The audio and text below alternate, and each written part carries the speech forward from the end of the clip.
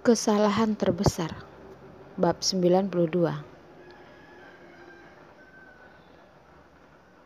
Yuki menoleh ke arah pasangan itu dan langsung melongo. Pasangan tersebut sedang berjalan menuju ke arah klinik.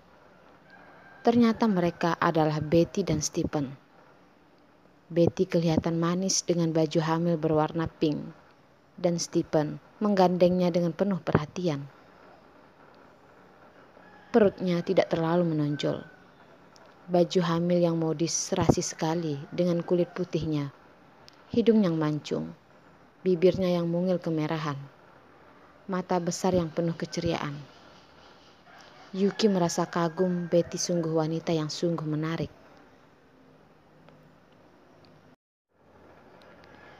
Stephen mengenakan baju warna gading, model yang begitu simpel tetapi kelihatan berkelas di badannya.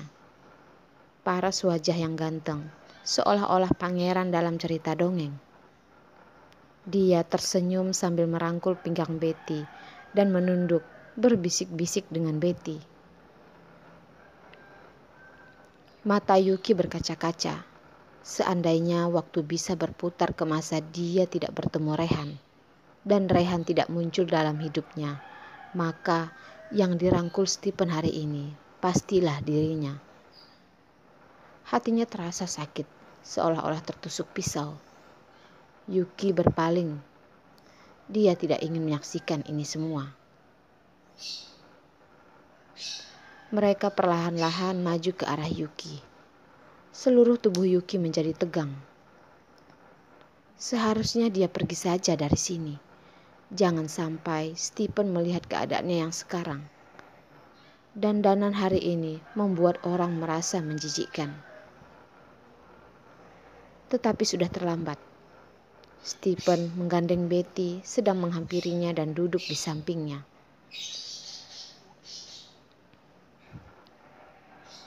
Betty, kamu merasa lebih baik kan? Stephen bertanya dengan lembut. Tadi waktu di jalan, Betty mengeluh perutnya sakit. Maka dari itu, Stephen mencari tempat kosong supaya dia bisa duduk. Iya, Steve. Kepala terasa pusing. Terdengar suara manja Betty. Banyak pasang mata yang tertuju kepada mereka, yang membuat orang merasa kagum. Yuki melihat dirinya dari refleksi kaca jendela di depannya.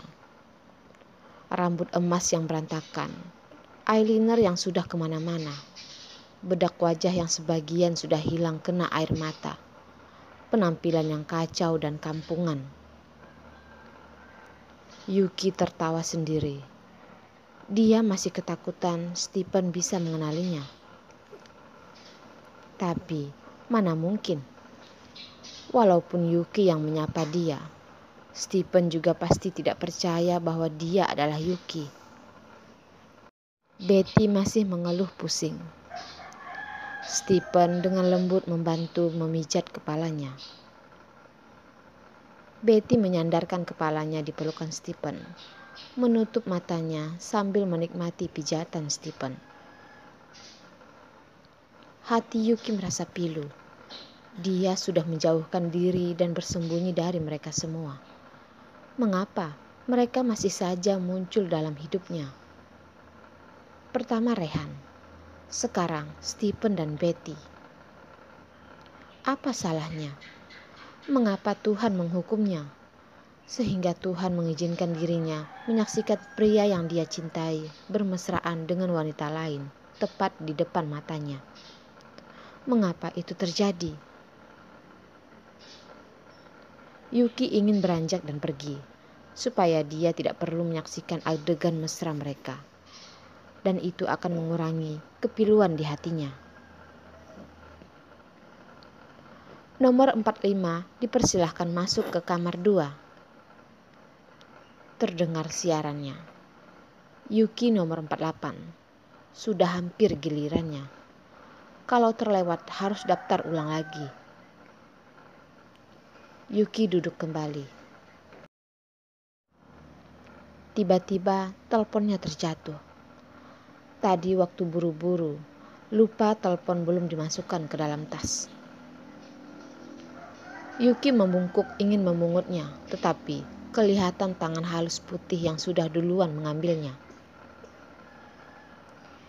Ibu hamil sebaiknya jangan sering membungkuk. Terdengar suara yang merdu dan lembut. Yuki buru-buru menutupi wajahnya dengan rambut, memandangnya dan mengucapkan terima kasih dengan bahasa isyarat. "Oh, maaf, aku tidak tahu kamu tidak bisa bicara." Stephen meminta maaf melihat Yuki membalas dengan bahasa isyarat. Oh, Stephen baru sadar. Pasti juga dia tidak bisa mendengar. Lebih lagi dia merasa bersalah. Terlihat jelas di wajah tampannya. Stephen membalas juga dengan bahasa isyarat dan bahasa tubuh. Mana mungkin Stephen bisa bahasa isyarat. Tetapi Yuki mengerti maksudnya yang berarti tidak perlu berterima kasih. Aku senang bisa membantu kamu. Pria apa yang disebut pria sejati? Semua kelebihan seorang pria sejati bisa ditemukan di Stephen. Dan ini tidak ada hubungan dengan latar belakangnya, keluarganya, dan juga kekayaannya. Stephen selalu memberi kesan sopan, lembut dan jiwa besar. Inilah Stephen yang sesungguhnya. Stephen dibanding Rehan, itu seperti langit dan bumi. Yuki meraba lehernya yang masih terasa pedih dengan tangannya yang mungil dan lembut. Kalungnya ditarik paksa dan kasar begitu. Mana mungkin kulitnya tidak terkelupas dan tergores. "Steve, aku haus. Bisa tolong belikan aku air?" Betty yang duduk di samping menyaksikan mereka berdua saling berkomunikasi dengan bahasa isyarat. Tiba-tiba berbicara. "Ya, tunggu sebentar ya." Stephen mengangguk-angguk dengan sopan dan pergi. Yuki sungguh merasa salut dan kagum kepada Stephen yang bersikap sopan terhadap wanita yang orang menganggap kampungan. Dia tidak menunjukkan sikapnya yang merasa jijik dan hina. Dia tetap menghormati wanita bukan melihat dari penampilan luarnya. Inilah pria yang sungguh bisa menarik hatinya. Tidak sama dengan makhluk satu itu, Rehan. Manusia yang tidak mengerti sopan santun dan menghormati orang lain. Kira-kira Stephen sudah jalan agak jauh. Betty berpaling dan menatap Yuki dengan dingin. Tatapan Betty yang tajam membuat Yuki terkejut. Ada apa? Apakah wignya terlepas?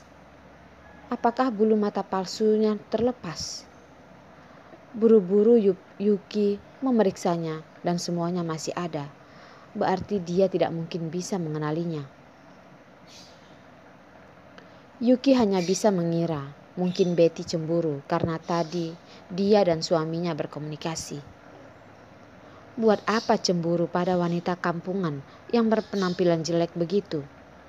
Berarti dia tidak percaya diri.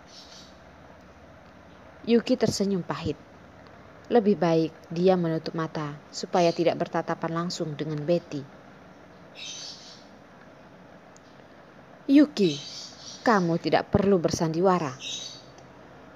Seruan Betty yang langsung menyebut namanya hampir membuat Yuki terjatuh dari kursinya, saking kagetnya. Mata Yuki yang terbuka lebar menatap Betty dengan penuh heran. Mana mungkin Betty bisa mengenalinya? Betty mendekat dan berbisik di telinganya. "Apakah kamu merasa heran? Mengapa aku bisa mengenalimu?" Yuki sebenarnya masih ingin bersandiwara. Tetapi karena penasaran, mengapa dia bisa tahu? Yuki menatap matanya dan berkata, "Bagaimana kamu bisa mengenaliku?" Betty menjawab dengan nada sinis. Tadi aku melihat formulir pendaftaran kamu yang tertulis Yulia.